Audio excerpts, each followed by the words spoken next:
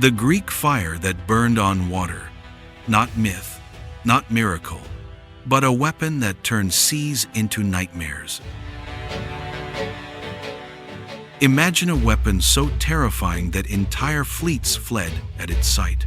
A flame that clung to water, burning ships, soldiers, and seas alike. This was no myth, it was Greek fire, the Byzantine Empire's most closely guarded secret, a weapon of fear and legend. The Byzantine Empire of the 7th century faced endless threats from Arab fleets. Survival demanded innovation. Around 672 AD, an engineer named Callinicus of Heliopolis, a Syrian refugee, reportedly brought the formula of a mysterious liquid fire to Constantinople. This weapon could not be doused by water, unlike ordinary flames. Historians believe Emperor Constantine IV immediately recognized its value, commissioning it as the empire's deadliest naval defense. While many empires had used fire arrows and flaming oils, none had a weapon that burned on water itself. Greek fire became the Byzantines' ultimate deterrent. In 672 AD, the Arab navy advanced on Constantinople, confident in their numbers. But when Byzantine ships sailed out with new bronze siphons, the attackers witnessed the impossible. Streams of fire that roared across the waves, igniting ships instantly. Panic spread. The fire clung to water, even spreading along the surface as sailors leapt overboard. Many were consumed by flames in the sea. This shocking debut carved Greek fire's reputation into legend. What had seemed like superstition became a nightmare reality, giving Byzantium a decisive advantage and buying the empire centuries of survival against overwhelming odds. The formula for Greek fire was the most tightly held secret in Byzantium. So closely guarded, it was said only the emperor himself and a few trusted engineers knew it. The penalty for betrayal? Death. Even allies of the empire were denied access. This secrecy ensured Greek fire remained a mystery to enemies and even to later generations. Historians today speculate about its composition, suggesting crude oil, naphtha, sulfur, resin, and lime. But no experiment has fully recreated its terrifying effect. Its mystery only grew as centuries passed, making it one of history's greatest lost technologies. Greek fire was not simply poured, it was projected. Engineers created bronze siphons mounted on ships that could spray the liquid under pressure. Some sources describe them as resembling dragon heads, spouting flame at will. This made the Byzantines' warships like terrifying beasts, breathing fire across the sea. Portable versions also existed, handheld tubes and clay grenades filled with incendiary mixture. Whether on a large ship or in small skirmishes, the fire struck terror into enemies. For centuries, the mere rumor that Greek fire was deployed could send hostile navies retreating before the first battle began. The Arab siege of Constantinople was one of Byzantium's darkest hours. The city faced starvation, plague, and overwhelming forces. Yet Greek fire again proved decisive.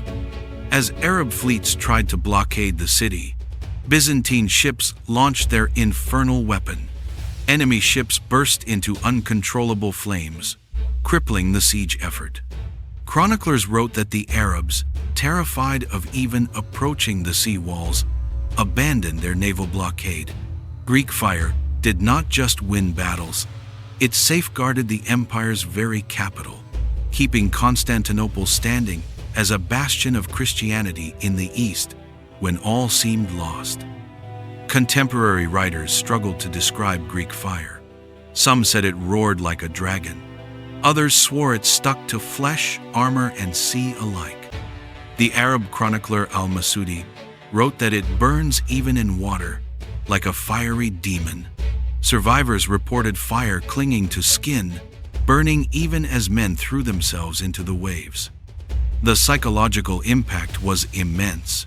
Unlike arrows or swords, this weapon felt unnatural, as if unleashed from another world. That aura of mystery magnified its terror, turning battles into one-sided massacres where enemies often fled before engaging. Greek fire's success lay not only in its chemistry, but in the technology surrounding it. The Byzantines engineered pressurized pumps, bronze tubes, and valves precise enough to project streams of flame over distances. This required metallurgical skill and hydraulic knowledge far ahead of the era. The secrecy was so strict that when engineers died, their knowledge often perished with them. No records detailed exact mechanisms. Later, European attempts to copy these devices failed. To enemies, it seemed sorcery, but in truth, it was an early marvel of applied engineering, centuries before flamethrowers would return to warfare. Despite its terror, Greek fire was not unstoppable. The weapon required calm seas and favorable winds. If the fire blew back, it could endanger Byzantine ships themselves. The mixture was heavy, difficult to transport, and required specialized operators. Moreover, it could not be mass-produced quickly, meaning it was reserved for decisive battles rather than daily skirmishes. Enemies eventually developed tactics, keeping distance, attacking in winter, or rushing Byzantine ships before fire was unleashed. Greek fire was fearsome, but it was never invincible. Its power lay as much in psychological dominance as in physical destruction. The legend of Greek fire spread far beyond Byzantium.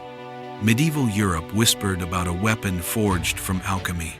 Crusaders marveled when hearing stories of flames that burned underwater. Islamic chroniclers, meanwhile, described their terror when facing it.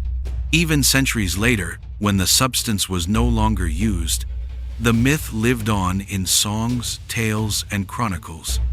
Greek fire shaped the very perception of Byzantine power, making the empire seem guarded by divine flames. To friends, it was proof of Byzantine ingenuity. To enemies, it was a curse from the heavens. Its reputation burned long after the fires died. Rivals tried desperately to capture Greek fire. Spies sought recipes, and some sources claim entire ships were seized intact. Yet without skilled Byzantine engineers, the weapon was useless. The mixture's storage, pressure systems, and delivery required expertise passed down only within trusted families.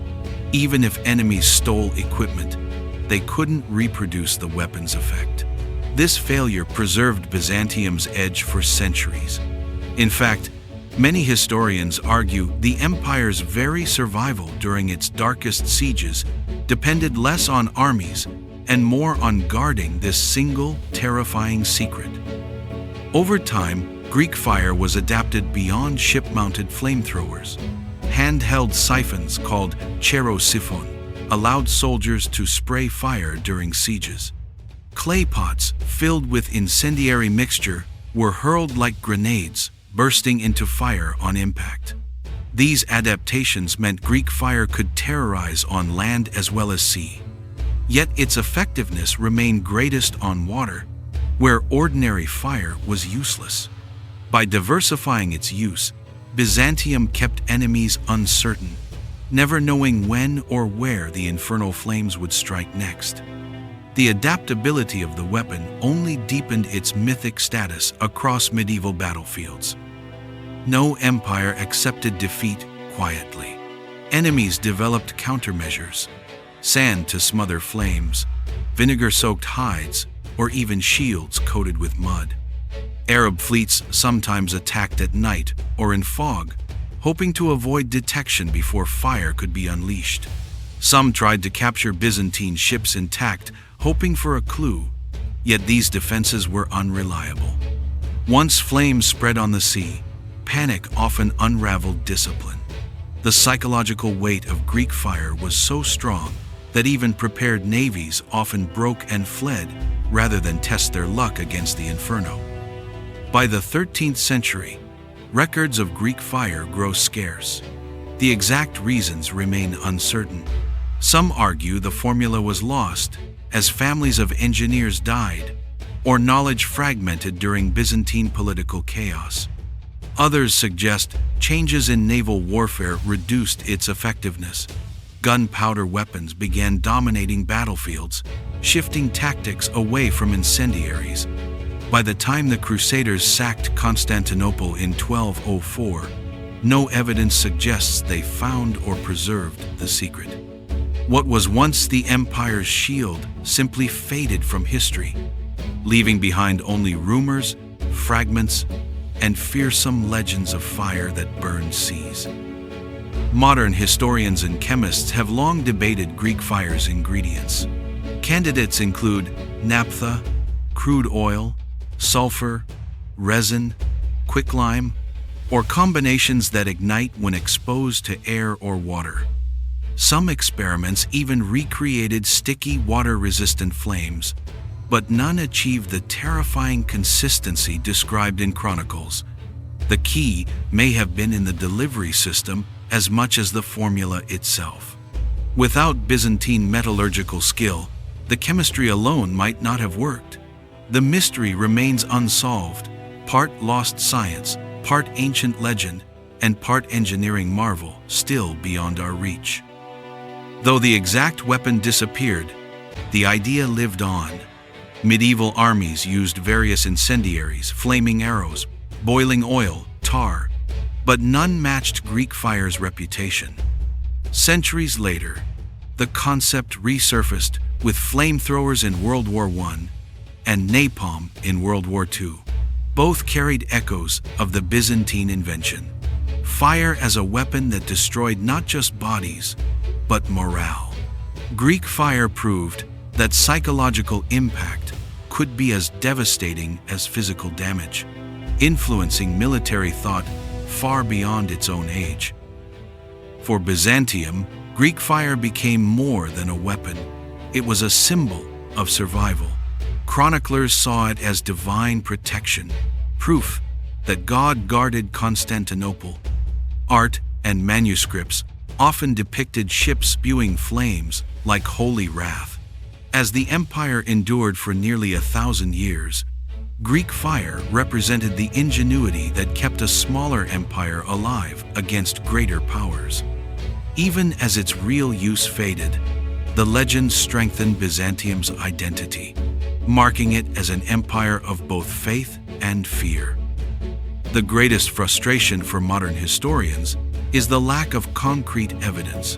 Byzantine secrecy succeeded too well. No surviving formula exists, and chronicles are vague. Some describe Greek fire as boiling oil, others as liquid sulfur. Archaeologists have found remnants of siphon tubes, but never the fuel itself. Was it truly a lost superweapon, or have later writers exaggerated its effect? The truth may lie somewhere between, but enough eyewitness accounts exist to confirm it was no mere myth. The seas of history really did burn.